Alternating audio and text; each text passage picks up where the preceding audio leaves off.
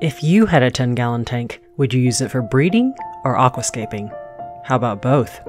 Keep watching as I transform this fry-friendly but algae-infested mishmash into something both functional and appealing.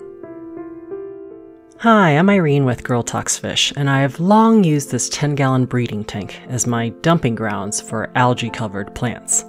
Algae and mulm are a natural part of the aquatic ecosystem. They contain lots of microfauna for fry to munch on, but it's not exactly a plant I like to show on camera. Thankfully, Kenny from NaturalTechnique gifted me with some much-needed materials to glow up this aquarium. He's got a Hardscape shop on Etsy, linked in the description, where he has a permit to sustainably collect natural driftwood, petrified wood, and all sorts of beautiful rocks from the deserts of New Mexico, and they're all safe for aquariums. I received several pieces of sagewood and pink granite. The rock is super pretty. It has both smooth and textured surfaces, depending on which side you want to show, with lots of interesting color variegation. I'm especially drawn to the driftwood because it has lots of thin branches that will be fun to decorate, and then the wood itself has these really interesting whorls and wood grains in it. Kind of reminds me of manzanita. If you remember my superglue video, you can easily create the perfect piece of driftwood by gluing on additional twigs here and there as needed, so I'm glad I have some extra branches to play with. Now, I ran into a bit of a problem. Normally when you're setting up a new aquascape, you want to spend a lot of time positioning your rocks and wood carefully in an empty aquarium before you add any living things. Unfortunately, I was trying to scape an existing tank with existing residents in it, so I ended up temporarily buying another 10-gallon tank because, let's face it, as a minimal fish keeper, I don't have any extra tanks lying around. And then I placed paper towels on the bottom to protect the glass. Now, I've been collecting nano aquascape pictures on my Pinterest board, which I've linked below, and I started gravitating toward these islandscapes that incorporated nano-leaf java fern. It's got this kind of triangle-shaped profile that's taller and denser on one side of the tank, and then becomes lower and sparser in the other corner.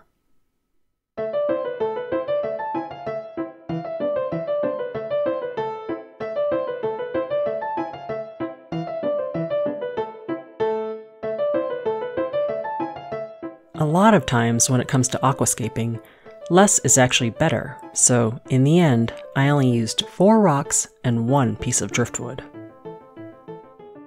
The hardscape was already very clean because Kenny pressure washes them to remove any excess dirt, but he says he personally pours boiling water on any new decorations before adding them into his tanks. No soap or detergents because don't want to harm the fish.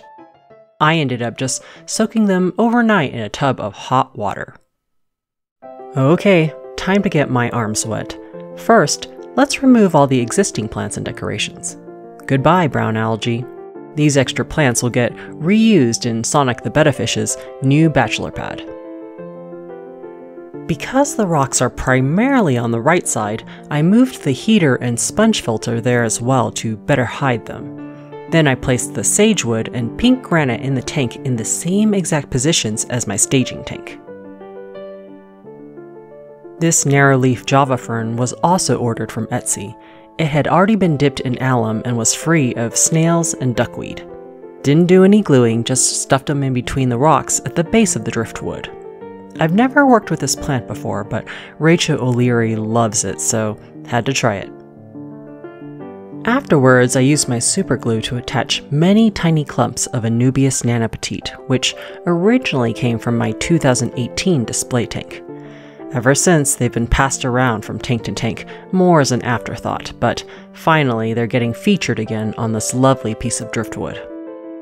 This part probably took the longest because I kept having to pause to see where each Anubias should go, glue it, and then hold it into place for 60 seconds each until the bond was sufficiently hardened. So I definitely recommend getting a small spray bottle so that you can occasionally mist the leaves and prevent them from drying out. Once I refilled the tank, the driftwood didn't float away because I had firmly wedged the base between 4 rocks, and some of the thinner branch ends on the left were actually inserted into the substrate. You can see that I also have a small spawning cave and a coconut hut for breeding my trio of Apistogramma agassizii double red. I eventually replaced the coconut hut with another small apisto cave because it has a lower profile and the apistos seem to prefer it. I was happy with how the scape was turning out so far, but I felt like the left side was a little too sparse. What if we added a carpeting plant? This black substrate is Carob Sea Eco-Complete, which is inert, so I heavily seeded the tank with lots of easy root tabs at first.